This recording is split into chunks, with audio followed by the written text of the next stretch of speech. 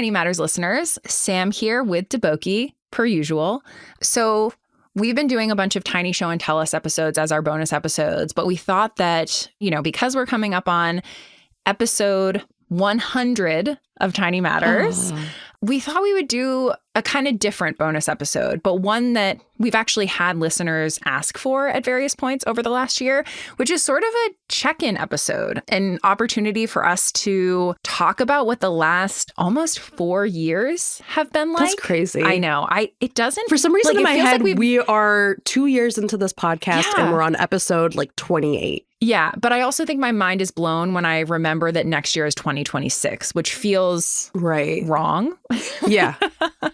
But yeah, I mean, we've come a really long way. And it's fun because we still have listeners. I can tell just looking at the stats that people still go back and listen to our early episodes. And I'm like, wait, but also listen to recent ones because we're better at this now. But yeah, it's just really fun. So people have written in saying, what inspired the podcast? How did you guys link up? What is the American Chemical Society? A lot of people think it's some weird trade organization or something. I'm like, no, we're a science nonprofit based in DC, similar to something like AAAS or the Society for Neuroscience. We're just with chemists. So anyways, I want to kind of talk about those things and also give us an opportunity to reflect on really episodes and those kinds of things. So first off, are there things that you feel like in the last 4 years you've learned about really anything, what our audience enjoys? What have you learned? I mean, I feel like I've learned a lot of science, but I've also learned a lot about podcasting and the industry. And I would love to hear some of the things that you've learned. Yeah, I mean, I think the biggest one that comes to mind right away is this is my first time really interviewing people. I had never, all of the science writing I had done before was me doing research, going into papers, going into whatever references are out there, and then writing based on that. But I wasn't really talking to scientists directly and interviewing them, asking them questions and all of that, and putting that all together. And so I remember when I first started writing for Tiny Matters, that was the thing I was so nervous about. I was like, how am I going to get on a phone call and talk to these scientists? They're going to think I'm so silly and I'm asking the dumbest questions and I'm not going to be able to get anything good and no one's going to want to talk to me. And it's become something that I've really loved doing. It's become such a fun part of working on Tiny Matters. I mean, sometimes it's frustrating. Sometimes it's hard to hunt people down. Sometimes it's hard to figure out exactly how you want to approach a conversation. Right. Or you go into it so excited and then the conversation goes kind of either doesn't go where you think it's going to, but not in a great way, or it kind of goes off the rails a little bit and you leave it thinking, is this even going to work for the episode? Or do I even want to do the episode that I initially planned? Right. Yeah. So it's a really cool challenge in a way that I just am really excited to have learned from, because it's challenging in a lot of the ways that I did expect. I still get kind of imposter syndrome going into these conversations and after getting 4 years really self-conscious.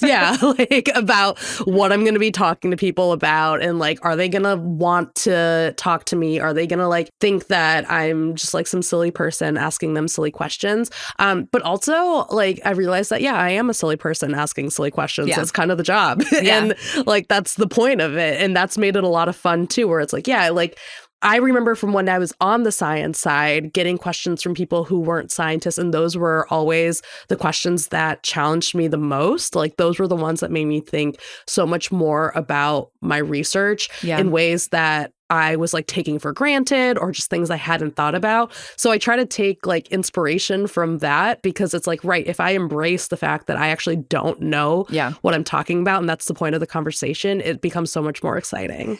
Absolutely. I feel definitely when I started, so I had done podcasting for a few years before hopping into Tiny Matters. I had kind of a fun passion project podcast. And then I also was the writer and host of another American Chemical Society podcast, which was Sunset, to start Tiny Matters, which I'll talk about in a second.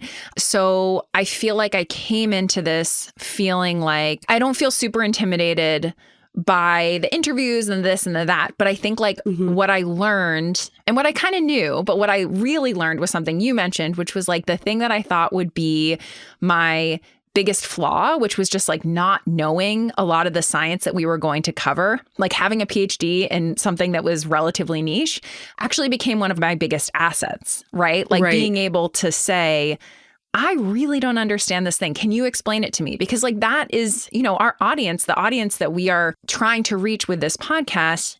We're not trying to reach people that, I mean, we do reach a lot of scientists, which is super fun. We get emails from scientists all the time saying like, this helps me feel like I stay up to date in different fields outside of my own. And like, you know, like that is amazing. That's awesome. And even like undergrads saying like, this podcast is like making me really want to study one of the sciences. And like, that is, I mean, that's incredible. Like that feels so good.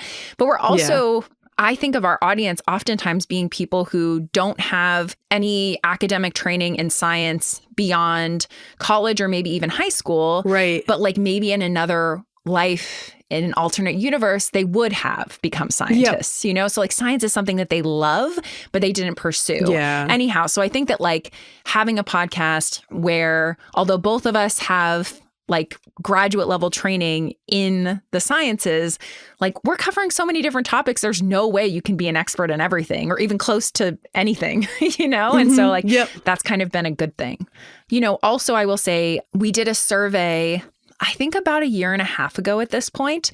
And that was so valuable to hear from our listeners. I think we got 130 something people who filled out the survey, which was really great. And we learned kind of like what you all enjoy, what you want more of, and what you want less of. And the big things that we learned were that you wanted bonus episodes. And so we made them. That's where Tiny Show and Tell Us came from. And that you loved history. You like loved the history element coming in with the science. And so like all of our episodes, we've tried to provide, we were already providing that a lot of times, but we really try and provide that context because it's so fun. And I'm also like a big science history person. Right. Yeah. Can I ask you a question, Sam? Yeah, please ask me a question. I'm curious, like over the course of the podcast, have you found yourself increasingly drawn to like specific topics or specific themes? Like what is for you the thing that Tiny Matters enables? Yeah, I mean, you know, you've witnessed this and our listeners probably, they don't always know kind of like which topics are coming from me or which ones are coming from you. Or like, we like to always give shout outs to listeners who have suggested topics. But like, I am always drawn to the more like morbid, let's say. Yeah, I don't know. Like, I think because my PhD is in biomedical science, a lot of stuff, like I am inherently drawn to things that have like medical implications, health implications that are disease related, oftentimes that have a really interesting historical element of people trying to understand a disease or, you know, treat a disease. So I knew that this was an interest of mine, but then all of a sudden I start looking at the topics that I have and I'm like, okay, we gotta space these out. Like this is a little extreme. And then you come in with, and this is actually, I can ask the same question back to you. Like we fortunately have really, like, although I think our interests are overlapping, we also are drawn to very different types of stories, at least initially. And so like, tell me about like what you found. Yeah, I mean, the thing that I wasn't expecting, because I think one of the things that really united us from the beginning is we both love history of science. So like from the beginning, that was a thing that we both had in common, is something we love to talk about in the episodes. And then when I started working on more episodes, the thing that I realized I was increasingly drawn to, which I did not expect, was evolution. Like, I mean, I also come from bio, but like I was not a person who was like super excited about evolutionary biology when I was in undergrad or grad school. But then like I was working on Journey to the Microcosmos, and I was working a lot on like understanding microbes, and all of that like gets so into so many questions of evolution. And then like when I started writing for Tiny Matters, I felt like so many of the episodes I took on that were biology related, if there was like an evolution angle, I always really wanted to take it, because I just was like really curious about like, and I think it's kind of a history element too, of like, what's the history of this trait or whatever. Like, you know, like one of the episodes I wrote was like, can evolution go backwards? Like, that's not even like an evolution of a trait. That's just like, what does evolution look like? Yeah. So that's been one of the things that surprised me about the topics that I'm increasingly drawn to. Yeah, no, absolutely. Do you have, I mean, you just mentioned one episode, but do you have any episodes or an episode that you feel like when someone asks you like, what's an episode I should listen to? Or like, what's your favorite episode that you turn to?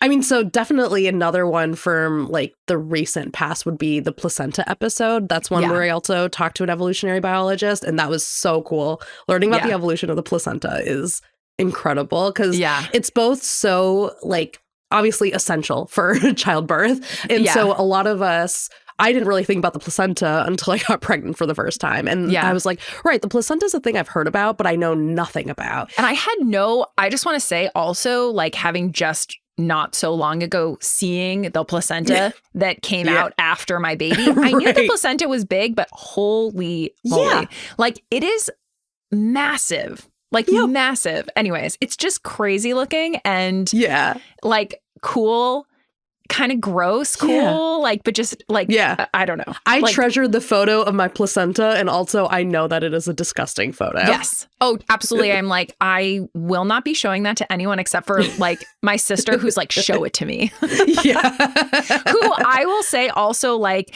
just texted me a photo of her placenta out of the blue. And I was like, you have to provide a warning for that. It's also funny because we're calling it our placenta. It's like really our child's placenta. Yeah. But like, it's like no, I built that. Okay. Yeah, it's true. Very true. I guess we built it kind of together, but you know what I mean. Yeah. And so if you want to understand more about how you build the placenta with your baby, you can listen to the placenta episode. But also, so the evolution of the placenta was so cool. Just like on that, like, level of just like, right, that was an organ that I needed to be born and also to make my child. But also it's really cool because the placenta is such an interesting example of organ development and like helping scientists understand how organs evolve because it's evolved so many different times in different animals. And I just did not appreciate that at all. And so the working on that episode was so much fun. I think that's one of my main ones from the recent past. Yeah, no, it was a great episode. It was so cool. I learned so much. And I also was going through and making edits and listening to it when I was pregnant. And so it was just like really fun. Yeah. How about you? What's your episode? Yeah. So I will say there are so many, but I would say the one in the more recent past that I think stands out to me is the episode that talked about Karen Wetterhahn, who was the chemist at Dartmouth who was exposed to methylmercury and ended up dying from it. That episode, I know, again, like very morbid, but I think like there were a lot of really important safety protocols that came from that. And I was able to speak to Dr. David Nierenberg, who was the physician that actually treated her back in 1997. So this was, going on 30 years ago. So it was really kind of amazing that I was able to track him down based on a New York Times article that came out in 1998. Wow. Found his name, finally found him. It was like kind of hard to get in contact with him, but this is where like the journalist side of me was like, I am getting this interview. Right. This is happening. And so it was really fascinating kind of hearing from him about not only trying to figure out what was going on with Dr. Wetterhahn, the chemist who'd been exposed to mercury.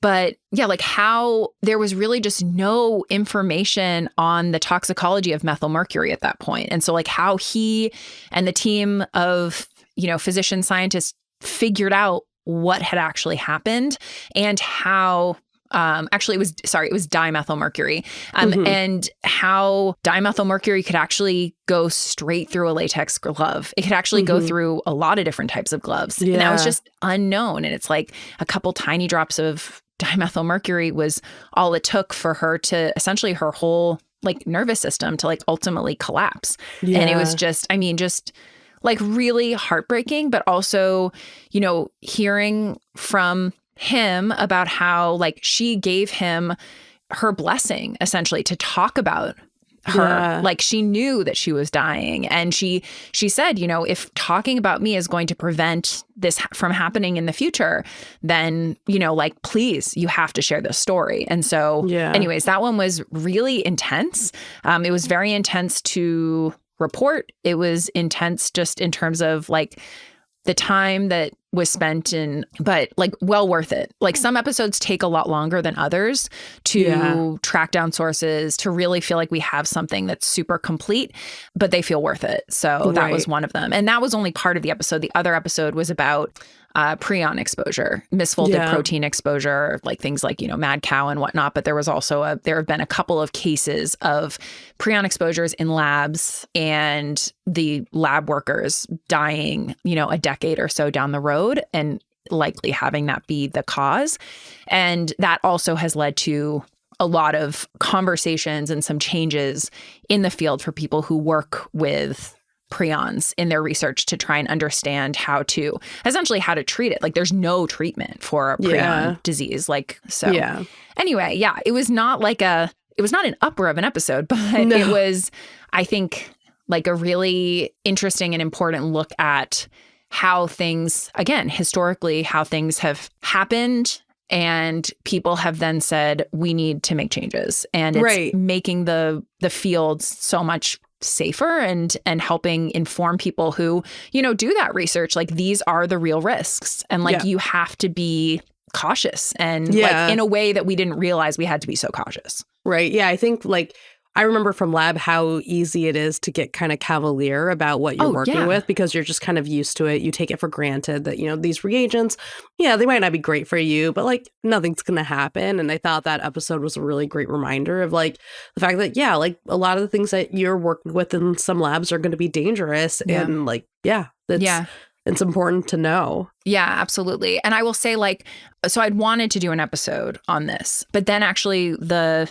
kind of impetus was that the American Chemical Society, which is the nonprofit scientific organization that creates this podcast, I am a full-time employee and Deboki is also employed by ACS. There was an initiative to really look at around that time of the year, to look at lab safety stuff. And so immediately when I saw that, I was like, this is actually great timing because that's exactly what this episode would be about at the end of the day. There's a lot of really interesting science in there, but in terms of actually thinking about safety and safety changes. So I want to now rewind a little bit, Deboki, and talk about how the podcast got started. Yeah. So I was, before becoming exec producer of Tiny Matters, I was the writer and host of a ACS PBS YouTube series called Reactions. So it's a chemistry YouTube series. It's a blast. I mean, it's a great series. You should absolutely go check it out. And I'm still very close with my colleagues who are working on it and love PBS. So it was a great experience, but I was also at the time working on a podcast through ACS called Orbitals. And it was a podcast that got started well before I had joined ACS. I kind of revived it. I think they had only put out 1 or 2 episodes, and then it the person who was working on it left. And so I sort of revived it, but there wasn't a really clear vision or plan in place. Well, although we had some really fun or really interesting episodes. And so I was grateful for that and for that opportunity to really hone my skills. It was a great experience. And the writing and hosting of the video stuff was a great experience. But I was realizing that I loved audio as a medium. So I've also done a lot of print and digital writing and that kind of stuff too. So at this point, I've done a mix of things. And I will say that audio is by far my favorite. It's so fun. Yeah. It's intense in a different way, but I find it to be very, very gratifying. And I love that podcasts are so accessible to people versus a lot of other things. And it's this thing that you can kind of take with you wherever you go. And I love that. And I'm also someone who just listens to a million podcasts. So I had the opportunity to pitch an idea for a new podcast to the American Chemical Society and sunset Orbitals. So I pitched a podcast that was tentatively called a number of things. I can't remember. There was a really long list of potential names for this podcast. And essentially I came up with a proposal over the course of a couple months. I pitched the idea. It went up the chain, to the executives, CEO, all of that. And then I got the green light, which was super exciting. But then there was the question of, am I just doing this solo or am I going to co-host it? And I am someone who is a huge fan of co-hosted podcasts because I think it's just really fun to be able to hear multiple voices, but then also I think the stories are just always better because you have more than one person who's influencing the interview or the topics. Like we just said, Tiny Matters would be a very different thing if it was just me. I think hopefully someone would check me on it and be like, okay, you need to stop with like all the disease episodes. But, it's just helpful having someone to bounce ideas off of who's like so invested as well, So anyway, then I was like, okay, but who will this co-host be? And I was looking for someone pretty specific in a sense that like they had a science background and they really liked like multimedia stuff, like had experience and also writing for it, like not just, I've like hosted, done some shorts or like, reels or whatever, but like really have experience doing this kind of writing and hosting. And so you and I were actually in the same like science video multimedia Slack group. Yep. And I knew that you'd also just recently done a short podcast series for Scientific American, that you did a bunch of writing and hosting for Complexly, which is, the producers of like Crash Course and SciShow and Journey to the Microcosmos and all of that. Yeah. So I was like, hey, we don't really know each other, but we like sort of know each other. And like, do you want to do a pilot episode with me? Yep. And it was like literally a 5-minute episode, kind of like an intro. We tried it a couple of different ways. Yeah. And at that point, I think it was still like, it was just a pilot. It wasn't like an official podcast. Right. And it was also, I like wasn't sure. Like this felt very first date-y to me. It was like very totally was. It was like, are we a good match? Are we a good match? Yeah.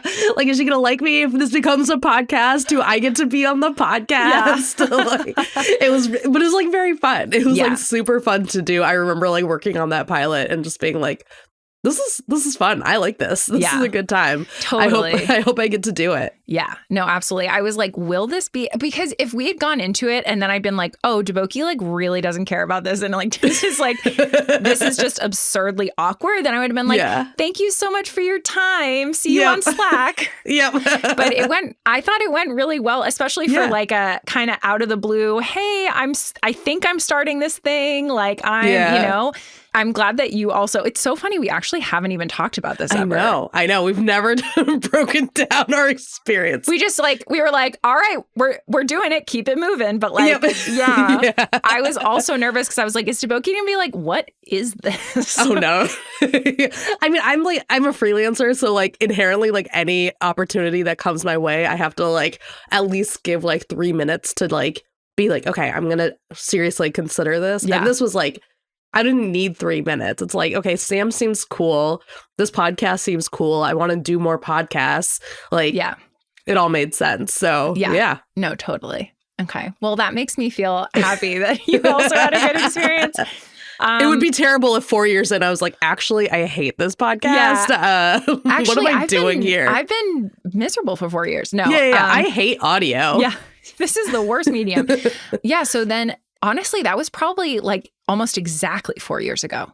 Probably. Yeah. I mean, it was definitely like, it was pandemic era. Yeah. Like that was another thing too that I think made it exciting. Like we were all kind of like hunkered down working. Like I did that Scientific American project, but I was writing it, hosting it. It was like a single hosted kind of thing. Yeah. And so it was super fun to work on, but also like I wanted more projects that I could do with other people too. But, in the pandemic, they weren't so isolated. Yeah. But then like also that was when a lot of media started becoming more, I mean, like a lot of other industries, a lot of media became more comfortable with doing things like remote shoots. Like I was filming Crash Course at the time and we filmed that remotely in my room, in a room in my house, because like that was what we had to do to be able to keep filming. Like we couldn't fly me out to Montana every time we needed to do a shoot. So it was a very weird time, and it was like really fun to have a new project and a new friend, Yeah, totally. I mean, it would have been fall of 2020 that I reached out to you, which was a weird time. Yeah. Yeah. So since then, a lot of things have happened. I mean, we're nearing our 100th episode. I guess just on the professional side of things, we have won multiple Signal Awards, which is very exciting, including a Gold Award for like Best Science Podcast, which is amazing. We won a Communicator Award of Excellence, which is the highest honor you can get from the Communicator Awards. We've also won some Silver Awards from Signal, And for the work that I've done as exec producer and launching the podcast and getting things going, I won an award from the National Academies, which was super exciting last year. So I went out to Pasadena for that. It was this big ceremony and just, it was just so cool. The Eric and Wendy Schmidt Science, it's a very long title, but essentially it's like a excellence in science communication. And that felt really good because it's a pretty prestigious award that I applied to thinking like, nope. Like, I'd applied like the year before as well and heard nothing. And so that was a very fun surprise and such an amazing experience. Yeah, like it's just been so cool seeing this podcast grow. Getting awards is nice. Like it feels really good. It's validating in certain ways. But for me, getting really amazing like emails and Tiny Show and Tell Us suggestions and that kind of thing like that's my favorite. Like that is by far my favorite.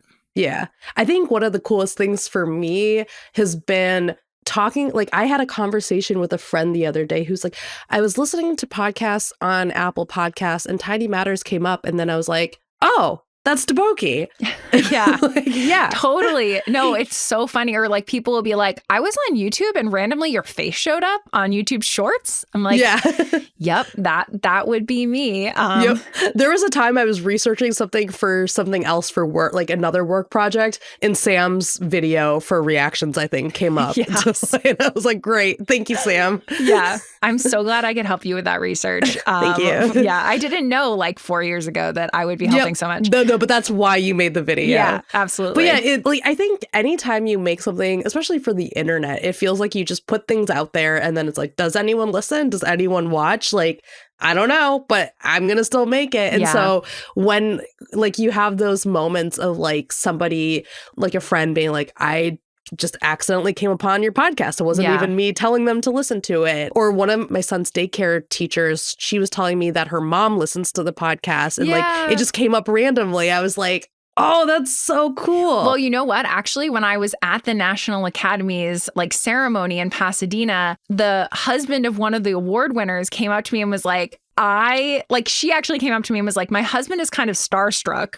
because he listens to Tiny Matters. And I was like, oh my God, that's actually hilarious to me because like when someone would say starstruck in combination with my name, I'm like, why? Like, I'm really not that interesting, guys. But it was just like really fun. And then where I grew up, one of my parents' neighbors listened to the podcast and then realized it was me and is like super into it. And that was really fun to hear. And I've had a few of those experiences as well where people have been like, wait, hold on. Oh, that's you. Yeah, I'm like, yeah, that's me. And it's fun having those sort of organic experiences of like, oh, you're listening. And I didn't say, I didn't like text you being like, can you please listen to my podcast? Yeah.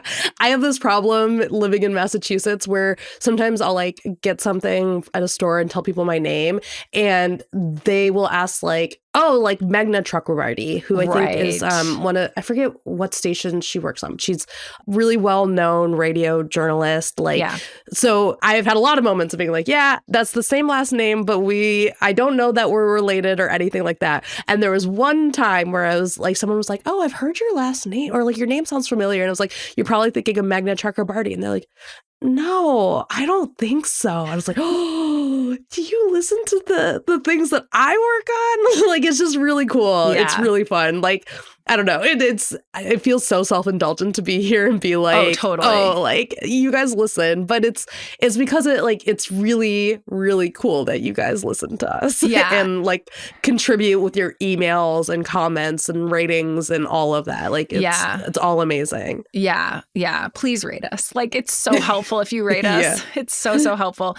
But I totally agree. And I think like I have such a, I guess, like parasocial relationship with a lot of the hosts of the podcast that I listen to. So it's just such a fun thing to think that we also kind of have a relationship with our listeners because it's cool. And like, if you send us emails, you post comments and ratings, like we notice it's us, right? Yeah. Like I'm actively looking at everything. We don't have like a big team here. Yeah. I think something we didn't talk about is multitude. Yes, let's do that. Let's talk about multitude. So I guess it would be just about a year ago, we became part of Multitude. So Multitude is a podcast collaborative based in New York City. So many cool podcasts are part of Multitude. So it was really fun becoming part of Multitude as well. What that meant was sending a proposal. I love writing proposals, sending a proposal that we should be part of Multitude and going through some interviews and, you know, them getting to know us getting to know them. And ultimately they said, yeah, come join our crew. And really what it means is, you know, ACS is still like the creator of the podcast. It's produced through Multitude now. And that allows us to have ads that the podcast can then make money from. And then that helps, you know, like with production costs and all of that stuff. So it's cool in terms of like being able to actually have sponsors and like ads, but also really the benefit is that we are part of this really cool podcasting community and people who are making these really thoughtful, interesting podcasts that some of them are science related, but a lot of them are not. Some are like comedy related, history related, mythology related. Like there's so many cool things that are produced by Multitude. So definitely check out Multitude, check out some of their other podcasts, but it's been a really fun experience. Yeah. And if you're ever looking for Sam and me on other podcasts, like you can check out those other podcasts because sometimes we'll appear on them. And then I think you can also become a member of Multitude. And like they have like special little member podcasts that we like participate in. They're like fun games and stuff like that. Yeah. So if you want more of us, if you want more of other Multitude hosts, there's a lot to do there. Yeah, tons of bonus content to become part of the multi crew. So definitely go check that out if it's interesting. Yeah, I mean, we've been gabbing and it's been great, but we can wrap this up. Like, okay, we get it. But, you know, I guess what I want to say is, first off, thank you. Second, like we really do take your feedbacks really seriously. Like we appreciate your feedback. And so in that vein, we will do a survey next year. I'm thinking early 2026, when everybody kind of gets back from the holidays and whatnot, we will in our newsletter. Oh yeah, we have a newsletter also. That'll get started up. Like, oh my gosh, there's so many that we missed a lot of things that have happened. A lot of like Deboki and I also both had babies over the last 4 years. It's been hectic. There's a lot happening. I also got married over the last 4 years. Like, we things could go keep on happening. But yeah, so we will definitely send out a survey and that will help us make the podcast even better for all of you. And also episode 100. It's going to be out very soon. I believe it's the episode that closes out the year. Yeah, it closes out 2025. And we won't spoil it, but it's going to be about topics that got us into science. So you can only imagine that mine might be disease related. All right. Well, Deboki, thanks for being part of Tiny Matters for almost 4 years and 100 episodes. And 100 episodes, not counting bonus episodes either. Thanks for asking me to be a part of Tiny Matters. I'm so glad to be working on this podcast with you and to like have all of these awesome listeners. Yeah, absolutely. All right. We love you, our listeners. We'll see you soon.